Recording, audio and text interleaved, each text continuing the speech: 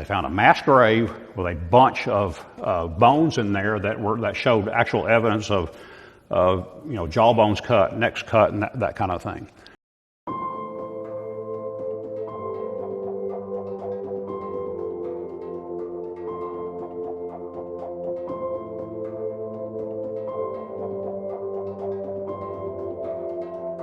So we worked through history. That's basically what we're doing. We're working through history. We talked about the Maccabees last week, and now we're talking about the Hasmoneans. Same family, different political time periods, okay?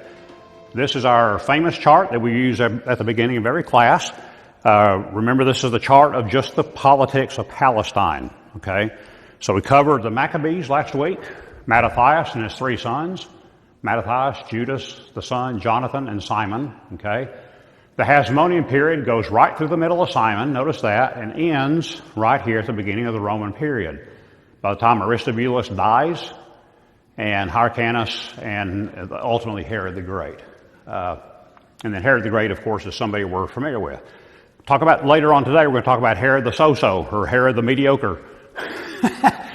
Because before you're great, you got to be not so great, right? So we're going to talk about his early life and the kinds of things that he went through in becoming Herod the Great.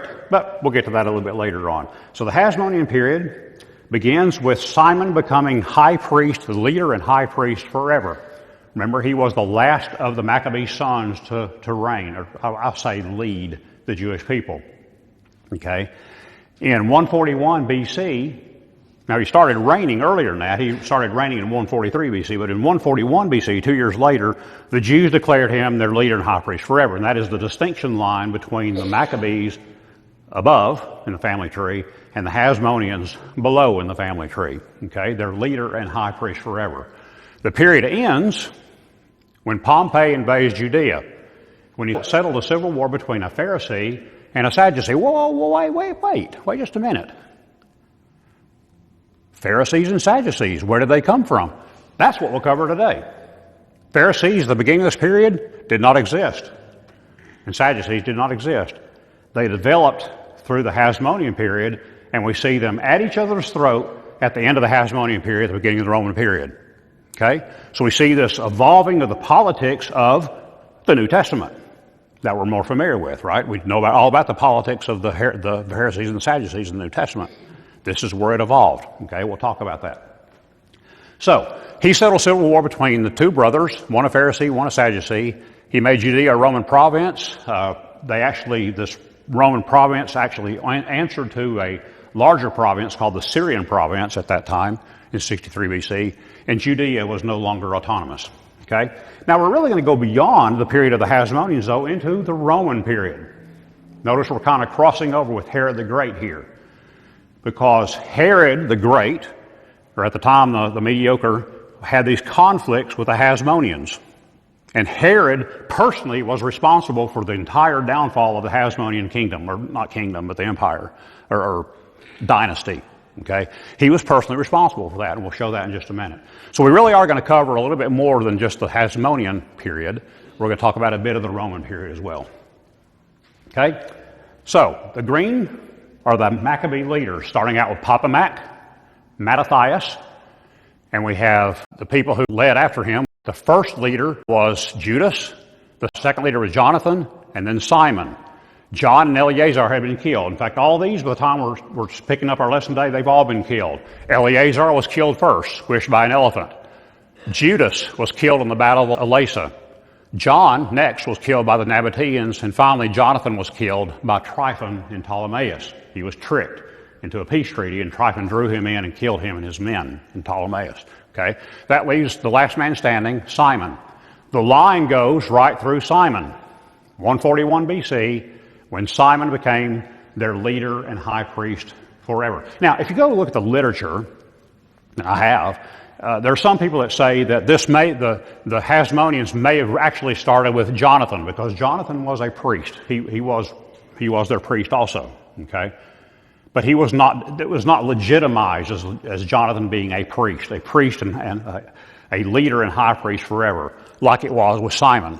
Okay, some of the literature says that John Hyrcanus was the beginning of the Hasmonean Dynasty. The preponderance of the literature, including my book, says that Simon was the beginning of the Hasmonean Dynasty. That the line goes right through a Maccabee and becomes a Hasmonean. All right. So here's the verse. In 1 Maccabees chapter 14, the Jews and the priests have resolved that Simon should be their leader and high priest forever until a trustworthy prophet should arise.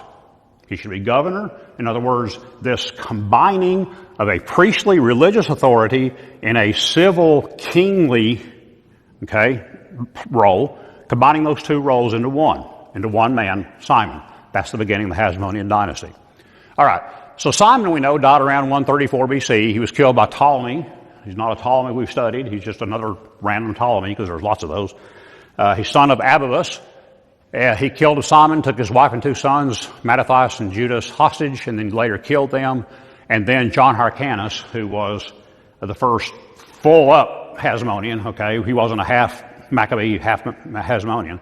So John Hyrcanus became the leader of the Jews, a Hasmonean. Now, I always put in the book timelines, and no exception here, but it's a little bit different what I have in the book. If you go to page 230, and I say 231-ish, but you'll see in 231 that I've got the Ptolemies down here in the chart also. Now, the Jews did not have a lot of interaction with the Ptolemies during the Hasmonean period, because remember, the Seleucids had come in, and in 198 BC had taken over the region, had taken over Palestine or Cold Syria. So the Ptolemies were pretty much out of the picture. We do see some interactions. They had some little bit of wars and stuff, but not very much at all. They didn't even have that much interaction with the Seleucids, really. Because by the time the Hasmoneans come around, we see really interactions with the Romans, because the Romans take over in 63 BC. But the chart's there for you to look at. So if you want to know who did John Hyrcanus have to deal with, you can go down in the time and say, well, he had to deal with Antiochus VII, Alexander II, Cleopatra Thea, etc., down through Antiochus VIII and Gripus, whatever. So it's there if you need it. The Seleucids, again, were no longer a threat to anybody, because after 63 BC, they were subsumed by the Romans. Now, the light blue area here, these are various roles. There's no way I could have put it in this chart, and you're going to see in a minute I'm going to have a really complex chart that breaks all this out, at how these different people were in different roles in the Hasmonean dynasty. So we'll break that out here in just a minute. So the early Hasmoneans. So there's different ways to present stuff, and I'm always trying to figure out the best way I can do that to make the point for everyone to understand. So I can do bullets, which are these first Hasmoneans. That's probably the best way to do that. There's timelines. If you start having a bunch of people interact, I think timelines are good, because you see how they interact with each other, and different colors on the timelines. They're rolled during a specific slice of time or whatever. Family trees are another way to show things. And maps are another way to show things. When we start getting to Herod, the so-so, we'll start looking at maps, and how he was basically being chased all around Judea by the Parthians, and he would flee here, and he'd go to Cleopatra, and then he'd go to Rome. And so he's being chased around. He was kind of like Herod, like I say, the mediocre, before he became Herod the Great. All right? So different ways to present different information. So we're going to start out with some bullets. So Simon, we've already talked about him a lot. He was the last of the Maccabees. I've said it 300 times. Became their leader and high priest forever. Killed by Ptolemy, the son of Abibus, in 134 BC. John Hyrcanus, the son of Simon, was the next leader. He was a person who went from a defense-oriented to an offense-oriented society. He ordered everyone to be circumcised that he conquered. He conquered the Idumeans. He forced circumcision on Antipater the First. Who's that? The grandfather of Herod the Great. Was forced to be circumcised here by John Hyrcanus. So then he had a son, Antipater II, who was an Idumean Jew, right? And he had a son, Herod, who would become Herod the Great. Also an Idumean Jew who was, brought, kind of like an external Jew, if you will, not a homegrown Jew, but kind of brought in, and then he became king of the Jews. By whose authority? By Rome. By Roman authority, he became king of the Jews. So he really, even though he was very, very powerful, he was still a puppet of Rome. He had to do everything Rome said, basically. So we'll talk about that as time comes along. All right. So John Hyrcanus basically was a Seleucid in a lot of his ways. The Seleucids forced Hellenism on their people they conquered for a united culture, right? John Hyrcanus forced Judaism on the people he conquered for a united religion. The more things change, the more they stay the same. Interesting. He destroys Samaria. He destroyed the temple on Mount Gerizim. This was the beginning, not the beginning, but a really amplification of the animosity between the Jews and the Samaritans, because John Hyrcanus had come in here and destroyed their temple on the Mount Gerizim, okay, where they went to worship. I'd probably be pretty mad too if John Hyrcanus had done that, and I was a worshiper at that temple, okay. Animosity greatly magnified here under John Hyrcanus, okay. Pharisees and Sadducees are mentioned by name at this time. First time ever we see them in Maccabees mentioned, okay. He was first a Pharisee, then became a Sadducee. It turns out that someone accused him of being a Seleucid. He said, this person, random person, whatever, came up to John and said, well, you're just a Seleucid. Your mom was taken captive by the Seleucids and she was impregnated and you're just a Seleucid. That made him so mad, which is amazing to me. It made him so mad, he was first a Pharisee and then became a Sadducee after these events, okay? So, I'll have a chart of the family tree here in a minute that shows the different political leanings of these different people as we go along. So he's cut right down the middle. First a Pharisee and then a Sadducee. We'll show that in just a minute. Aristobulus I, the son of John Hyrcanus. He was a bad guy. He imprisoned and starved to death his mother. He imprisoned 3 of his 4 brothers. Now we know from our family tree that Alexander Jannaeus was one, Antigonus was one, and we don't know the names of the other 2, a son and a son. Antigonus I, his brother, he killed him. Interesting story there. Antigonus I showed up at a feast dressed in his military garb. And he had some of his men with him dressed in their military garb. And this kind of frightened Aristobulus. And he's thinking, you know, I don't want you to do that because you're showing some power here, and you're really kind of like making me nervous with your power of military that you're showing. So he sent a letter and said that this should not happen again, that he should dress in his skivvies, dress in his regular clothes, and then come to see him and basically pledge his allegiance to him as the king. Okay, his letter was intercepted. That letter was intercepted. Okay, and by a person named Selina Alexandra. Okay, she intercepted the letter and said, okay. She changed the letter and said, no, instead of coming in your skivvies, you should come in your military garb. You should show how proud you are to be military. And he did. He came to the king and showed how proud he was of his military heritage, and the king killed him, had him killed because of this letter, because of Selina Alexandra. She was bad. We'll show her in a family tree here in just a minute. Like his father, he also forced circumcision on those he conquered, and it was the beginning of the moral downfall of the Hasmonean Dynasty. Alexander Jannaeus was next, another son of John Hyrcanus, greatly disliked by his subject. On 2 occasions he murdered mostly Pharisees, 6,000 at one time, 50,000 another time. The Jews, mainly Pharisees, appealed to the Seleucid king Demetrius III for help against Jannaeus. Now listen to this. This is interesting because the Pharisees, this was a sect that arose from the Hasmoneans. Remember, we talked about the Hasmoneans last week. They were the ones that helped the Maccabees in their struggle against the Seleucids.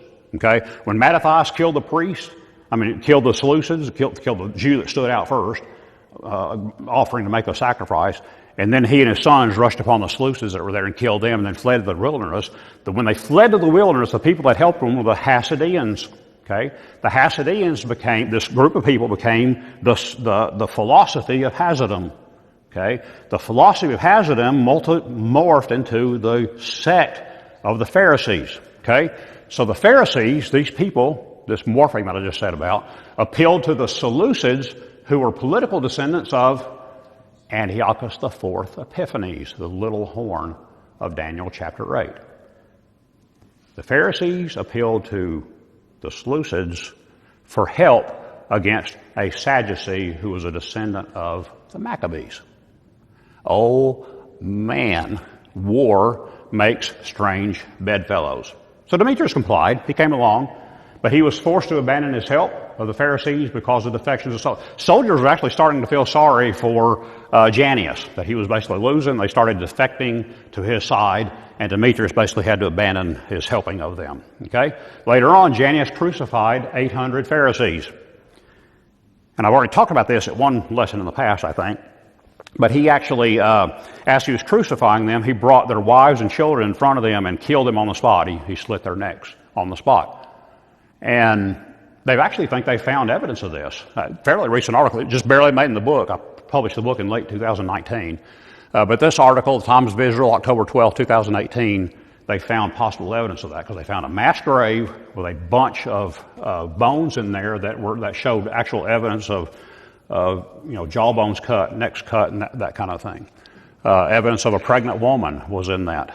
So they think that is the site of the massacre of Alexander Janneus of these Jews, of these Pharisees. Okay, so he was a very staunch and evil Sadducee. He was very much against the Pharisees. Now, he did one good thing in his life that I can find. He actually treated his wife, Salome Alexandria, very well on his deathbed. Okay, let's talk about that. Salome Alexandria was his wife, one of the few good leaders of the Hasmoneans. In fact, the only woman out of 18 people mentioned in the Dead Sea Scrolls. She increased Jewish defenses considerably, had a relatively peaceful reign, and she came about because of this right here, a kindness that her evil husband, Alexander Janneus, did to her. She was afraid for her life. Alexander Janneus was so evil, there's probably no way she was going to survive after he died. They were going to come after her and they were going to string her up, right? He told her, let's keep it quiet for a while after I die. Just don't tell anybody. Okay? Not only that, put some authority in the hands of the Pharisees. And then, after you've kind of greased the skids there a little bit, then announce that I'm dead, and then hand my body over to them. And let the Pharisees do with my body whatever they want to do. And she did. And they did. But she was able to become an effective ruler. So we see a dramatic shift, really, from a Sadducee point of view under Alexander Janneus to a Pharisee point of view under Salome Alexandria. Okay? And the Pharisees became very powerful from the time of Salome Alexandria on. Okay? She appointed her son, Hyrcanus II. The first Hyrcanus was John Hyrcanus. So he was a Pharisee to be the high priest. Now, he's one of the very few Pharisees to ever be high priest. In general, Sadducees became high priest, and in general, Pharisees became associated with the synagogues. Okay? So she died at 73 years old, and Josephus praised her life and said she preserved the nation in peace. Now we start seeing the politics of the New Testament starting to firm up. The Pharisees and the Sadducees. Again, Alexander Janneus, a very staunch Sadducee. He killed a bunch of Pharisees. He led his wife. He gave her some advice. She took it, and she basically became a pretty staunch Pharisee. She was a good leader. I call her a leader as opposed to a ruler. Okay, she was a good leader, but she was definitely more Pharisee instead of Sadducee. Okay, her two sons, Hyrcanus was a Pharisee, Aristobulus the second, a Sadducee. What could go wrong? I'll tell you what can go wrong. After the death of Salome Alexander, Hyrcanus was in charge of things. He was a Pharisee, he was king, and continued to be high priest. He was the eldest son. The other son, Aristobulus II, said, you know what? I don't like this idea. He was a Sadducee, okay? He was essentially in charge of the military and was concerned that the Sadducees would be completely locked out of the government. So we see a big back and forth, a basic civil war going on between these two brothers, Hyrcanus II and Aristobulus II. Aristobulus first attacked Hyrcanus. Hyrcanus was kind of a meek and mild kind of guy. He said, no, I don't care. Yeah, you can be king for a while. I don't care. I'll go retire. I'll go to the Mediterranean, kick back, and have a good lifestyle. You know, I'm cool with that. Okay? So he agreed to retire, and Aristobulus became king and high priest at that point. Well, Hyrcanus had a friend, Antipater II, the father of Herod the Great. And Antipater told him, he said, you know what, you need to go back, take back the government. And they went and made an agreement with the king of the Nabateans. They agreed to return 12 cities to the Nabateans in exchange for help against Aristobulus. Okay? And then Antipater II, the father of Herod the Great, Hyrcanus II, the son of Salome Alexandra, and Aretas III, the Nabatean king, were being very successful against Aristobulus until a guy named Scaurus came along, a quaestor of Rome. Now we're going to talk about all these different Roman offices. We'll talk about consuls and tribunes and proconsuls and dictators. We'll cover all that in a few weeks, okay? But he was a Roman official. He came along, he just happened to come along at that time. Aristobulus II offered him money, and Scaurus said, okay, I'll take your money. And basically that squashed Antipater's, Hyrcanus, and Aretas being able to conquer Aristobulus at this time. So the civil war continued. Both men ultimately appealed to Rome for help, specifically Pompey. And Pompey said, okay, give me a couple of minutes to think about this. You know, I understand your side of the story. I understand your side of the story. Give me some time to think about this. They had delegations come to Pompey and present evidence and facts and arguments and wishes and whatever, both sides. There was even a third side that Pompey didn't really consider very much. It was like, don't make either one of these guys in charge. But Pompey was basically going to decide between whether it was going to be Aristobulus or Hyrcanus in charge of the government. So he said, give me a minute to think about that. I need to go conquer some Nabateans first, and then I'll come back and decide this. So don't make any trouble while I'm gone. Well, Aristobulus just didn't listen. He caused trouble. And in 63 BC, anybody ever done this to your kids? You stop that right now, I'll turn this car around. So Pompey turned the car around, okay, and proceeded to take Aristobulus captive. Okay. He then besieged and took Jerusalem and went in the Holy of Holies in the temple. Didn't take anything, but he went in the Holy of Holies in the temple.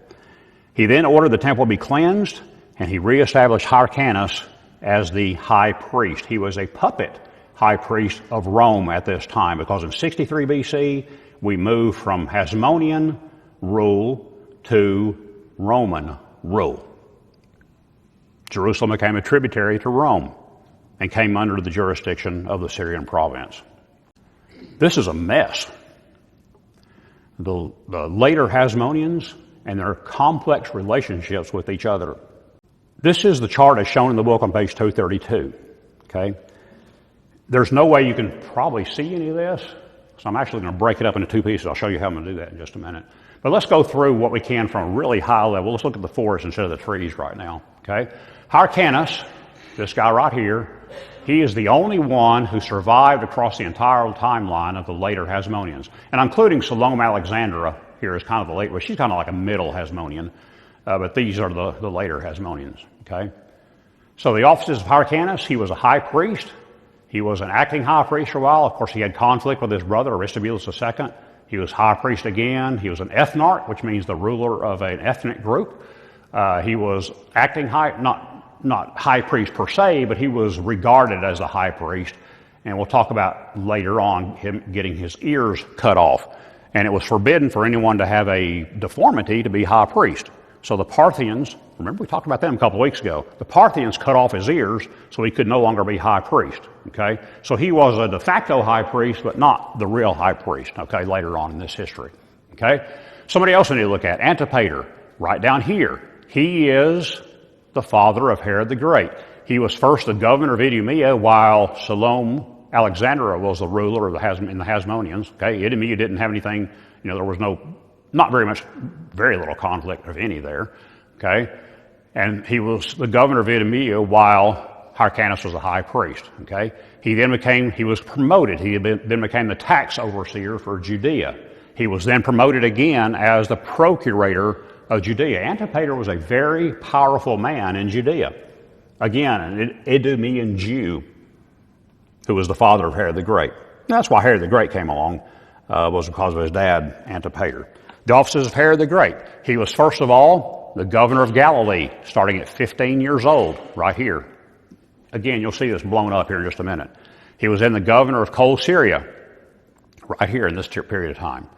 He was then tetrarch of Judea, this short amount of time, and then he was proclaimed king by the Romans, and in name only for a while until he went around and conquered everybody. And then eventually, by 37, I believe it was, BC, he became ruler, practically king of the Jews. Okay? So, now in the past when I've done charts, I've taken a family tree. Let's take the Seleucids, for example, or the Ptolemies, same thing. We had a very complex family tree, right?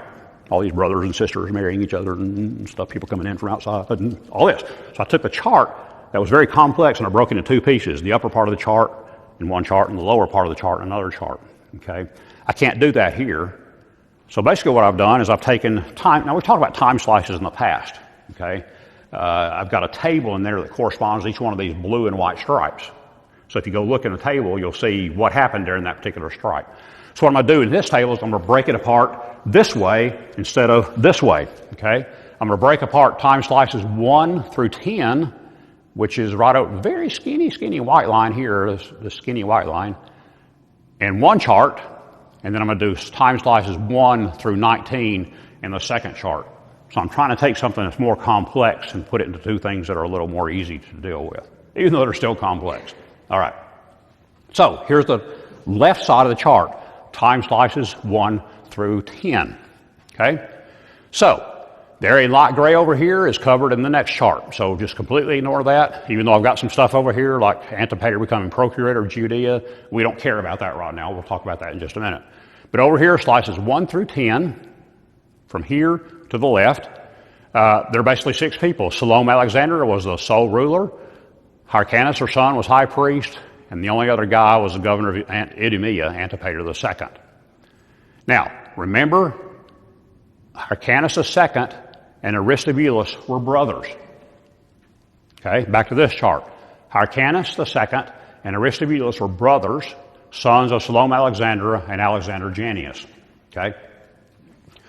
Now, Alexander II and Antigonus II were brothers, sons of Aristobulus. Back to the chart here. Alexander II and Antigonus II, sons of Aristobulus II. Okay? All right, so now we know who everybody is. And Antipater, of course, was kind of an outsider, an Idumean Jew. All right, so we know who everybody is now. So here we go. Time slice 1. So Salome Alexander was the sole ruler. Antipater II was governor of Idumea, as we talked about. Slice 2, the little white slice here, I've only got the odd number slices numbered because I didn't have room to do that. The skinny little slice of white time here, okay, slice number 2. When Salome Alexander died, there was conflict between Hyrcanus II, who was the king and high priest at the time, and Aristobulus II, leader in military, as we talked about. Slice 3, the next little tiny blue stripe. Hyrcanus gives up his kingship and high priest for peace with his brother who reigns as both. Hyrcanus goes on and lives a peaceful life. The peaceful life didn't last so long, though. Okay, we talked about that already, too. Slice 4, Antipater, the father of Herod the Great. He convinces Hyrcanus that Aristobulus II stole the kingship from him and the high priesthood.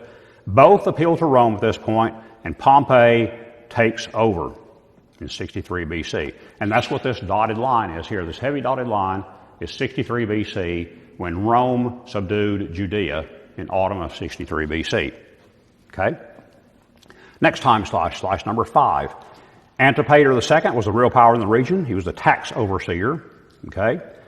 Aristobulus II and Antigonus II are captives of Rome. Hyrcanus, once again, becomes the high priest. But not for long because he's going to get his ears cut off. Okay? Slice 6. It's an even slice, so it's white. So slice 6, right here, this little time slice right here. Alexander II was freed from captivity. He caused trouble for Rome, which is in the red, but he was quickly defeated, and we see back in yellow. Okay. Now, if you read the text, it's hard to really keep up with all this. Some assumptions had to be made. Usually history books will go and they'll just say, yeah, Alexander, he escaped and he was captured and whatever. But when you start really putting in a timeline, you got to make some decisions. I mean, you can't, it's really cut and dried right there. You got to make some decisions about what's happening. So sometimes you have to kind of make some assumptions. So we don't know if he was free at these places, these times, or captive, or the text just is not clear enough. Okay, slice number 9, blue wide stripe, the last blue wide stripe right here, slice 9. Alexander II and Antigonus are free, but not causing trouble for Rome. Surprising. Aristobulus II up here is still captive of Rome. So green is a Roman captive. So he's still captive in that slice there. And then slice 10, the last one, Aristobulus happened to be released by Julius Caesar when he was in civil war with Pompey. So now we're getting up to the beginning fringes of the Roman stuff going on that we're going to cover here pretty soon. Okay? So Julius Caesar in civil war with Pompey, he releases Aristobulus II, and immediately Pompey's followers kill him. Yay. So they kill Aristobulus II and Alexander II. Aristobulus is poisoned in 49 BC by Pompey's followers. Alexander II is beheaded in 49 BC by Pompey's followers. Okay. All right. Next up, the last half of the chart. So we covered this gray part in the last chart. Okay. Now we're going to cover this pretty small period of time here, but the slices get closer and closer together. Okay. So ignore everything to the left and just concentrate on the right. Slice number 11, this first little skinny little blue stripe right here. Short period of no conflict after the death of Aristobulus II and Alexander. Yay. Slice 12, after Caesar won the civil war against Pompey. Remember, Ptolemy the 13th killed Pompey in Egypt when he fled there, and Caesar was very upset that he did that. Okay, but that was the end of the civil war. So when this civil war ended, Caesar, made Hyrcanus II ethnarch, which is a leader of an ethnic group, and the high priest. Okay, notice his colors change again up there. He changes to green, which is a combo office, ethnarch and high priest. Okay. He then made Antipater II procurator of Judea. So we see Antipater II is getting stronger and stronger by authority of Rome. Okay. Slice 13, the little skinny blue slice right here. Okay. We see that Antipater makes Herod the Great governor of Galilee. He's 15 years old when he does that. And he makes Phasael, Herod's brother, governor of Jerusalem. Slice 14, the white stripe next to between 13 and 15. Slice 14. Herod made governor of Cold Syria. Antipater II ends up being killed by a butler of Hyrcanus II. You know, kind of a no-name person that killed Antipater II. So Antipater is now out of the picture, but Herod the Great is definitely coming into the picture. Slice 16, which is the white slice, Antigonus comes back on the scene with the help of the Parthians. Phasael ended up killing himself at the end of slice 15, okay, after he and Hyrcanus had been taken captive by Parthia. The Parthians at this time cut off the ears of Hyrcanus. We see at the very end of slice 15, the beginning of slice 16, they cut his ears off. He can no longer be high priest because he's deformed at this point. And that was their intent, so he could no longer be high priest. Cut his ears off, okay. Antipater by this time is dead. We can see some promotions, and we see Phasael killing himself also at the same time. So they were taken captive together. Hyrcanus had his ears cut off. Phasael, the brother of Herod the Great, ended up trying to kill himself. He was bound. He tried to cast himself against a stone or whatever. It didn't work, but he eventually died from his wounds or whatever. So he's dead. He's out of the picture. Phasael and Hyrcanus are pretty much out of the picture at this time. Herod escapes to Rome. This is when he's Herod the So-So. He escapes to Rome through Egypt and is named King of the Jews by the Romans ultimately. And we're going to talk a lot of detail about that here in just a minute maybe. Okay? And we see a bunch of wars between Herod and Antigonus II. Slice 17, skinny little slice right here. Little slice, blue slice. Herod becomes the actual king of the Jews when Antigonus II is beheaded. Okay? Now Antigonus had actually been captured by Rome. I don't really show it on there, but he'd been captured by Rome and taken off to Rome to be in a triumph or whatever. And Herod said, it's not a good idea for him to be around. Because Antigonus was actually a Hasmonean, right? He was of the bloodline of the Hasmoneans. And he was saying to himself, I know I've been named king of the Jews and all, but If he's able to go to Rome and convince the Romans that he should be the king, then I'm in trouble. So Herod paid Mark Antony a big sum of money to kill him, and Mark Antony said, hey, okay, let's kill him. So he was. Antigonus II was beheaded by order of Mark Antony in Rome. Okay? So we're now just left with Herod the Great, basically. All right, so that's slide 17. He, at this point, named a man named Ananias the high priest. Ananias we don't really know much about. Josephus tells us that he was a Babylonian. The Mishnah tells us that he was Egyptian, so there's a little bit of conflict there about who this man was. But he was high priest for a very short sliver of time, slice number 17.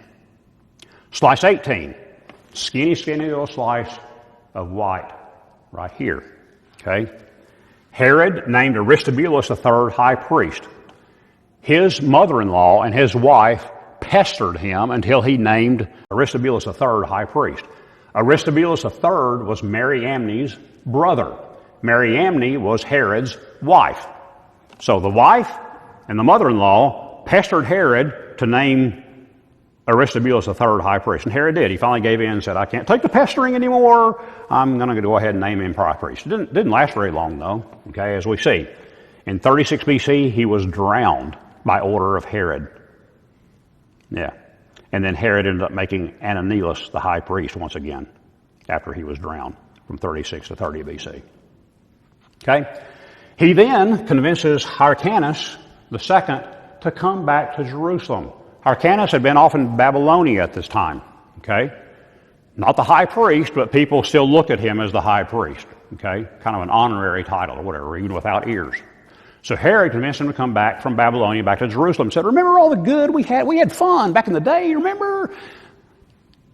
And he convinced him to do it. He came back to Jerusalem, and it was okay for a while until things changed again. It was a bad move for Hyrcanus. We're going to get to that detail here in just a minute. All right. So here are the parents and siblings of Herod the Great. If you skip ahead to chapter 8 and look at the family tree of Herod the Great, it is a mess. We don't have a lot of intermarrying of family members and all that stuff, but it's just a mess. So he had a bunch of wives, 9, 10 wives, I don't remember exactly, and all these kids and whatever, so it's just a mess. But this is a really simplified tree of Herod the Great. So his grandfather, Antipas, or Antipater I, the one who was became an Idumean Jew, Antipater II, his father, Cyprus, his mother, and then his siblings, 3 brothers, Joseph, Pheroras, and Phaziel, and 1 sister. Now, we're not going to cover much of them. We'll touch on them today just a little bit, but they're going to become very important as we study Herod the Great and his family, the Herodian Dynasty, starting next week. Okay? But I just want to give you a flavor of who his immediate family was. Now, as far as the territories of the Hasmoneans go, note that no territories are added by the Hasmoneans after Alexander Jannaeus. Now, these are the original territories added by the Maccabees. Okay, this blue area was added by Judas. The purple area added by Jonathan. The orange area, I know it's hard to see, the orange area added by Simon. Okay, so a very small area added by the Maccabees, but the Hasmoneans started adding area pretty big time. Okay, starting with John Hyrcanus, the green areas, here, here, here. Okay, and then Aristobulus, the yellow area here, and then Alexander Jannaeus, the brown areas here. So the kingdom was actually about the size of back in the good old days, back when the 12 tribes of Israel inhabited the land. Okay? This was the territory that Herod the Great was basically going to end up with. It's a little bit different, and we'll show that chart as the time goes on. Okay? So, they didn't add any territory after Jannaeus. His wife moved to a defensive posture instead of an offensive posture. And the rulers to follow they just had other stuff going on. They were either in a civil war with each other, like Hyrcanus II and Aristobulus II. Remember, one a Sadducee, one a Pharisee, okay? And then Rome came in and squashed everything and took over, okay? They were either in a war with Rome. Remember and we'll talk about this more, of Antigonus II and Herod the Great, at the time Herod the So-So. And they were more interested in their own selves than they were the kingdom, okay? Like every other kingdom, right? We saw the same thing with the Ptolemies. We had nice, stable leaders at the beginning. Remember the blue timelines, and then things evolved into green and red, and short green and red, and the more we had other colors come in. Okay, so we see every kingdom that comes along basically doing the same pattern. Pretty stable at first, and then they degenerate and become more interested in themselves and what they can get out of the kingdom than what they can do for their people. Okay? And the same thing with the Hasmoneans here. So they're more interested in their own selves, except for maybe Salome Alexandra and probably Hyrcanus II.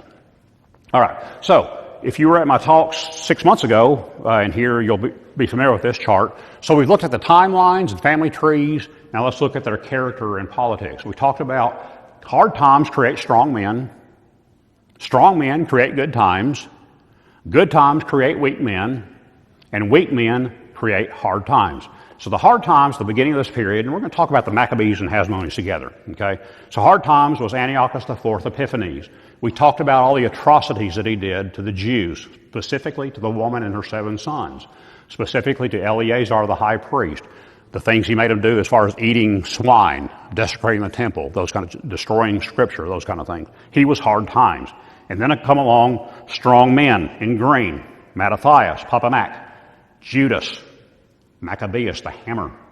Okay, he rededicated the temple in 164 BC. Jonathan, the high priest line changed to Hasmonean priest line at this point. And then Simon, when the high priest line was legitimized, and we see the beginning of the Hasmoneans come along.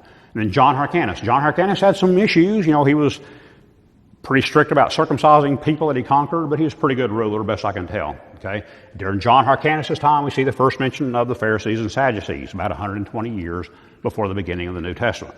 He was first a Pharisee, and then became a Sadducee. Next up, we see good times creating weak men. Aristobulus was bad. He was a Sadducee. He was brutal to his family. Remember, he killed his mom. He imprisoned 3 of his 4 brothers. A bad guy. He killed his favorite brother. Just a bad guy to his family. He didn't rule very long, 104 to 103 BC. Okay. Next up, Alexander Jannaeus. He ruled for a long time. See the big blue area there. Bad guy. He was a staunch Sadducee, and he was horrible to the Pharisees. Remember, he killed 6,000 on one occasion, 50,000, and 800 Pharisees that he crucified in front of and then killed his family in front of them, their families in front of them. Salome Alexandra, she was a good ruler. She's a green. Now, this is a generic, strong women in this case. So strong women created good times. She had a very stable rule. She was a good ruler, and it was a very peaceful time for Judea at that time, or for Cold Syria. Okay?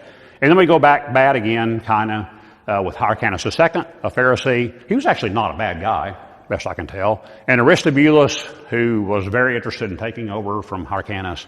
And then we see this conflict, these weak men, that leads back to bad times with the Roman occupation in 63 BC. Okay? So this is the family tree in color. Let's look at the political leanings of these people. The Maccabee brothers, and I should probably color these blue also over here, but the leaders were all Pharisee-ish. And we know that because the Hasmoneans helped them.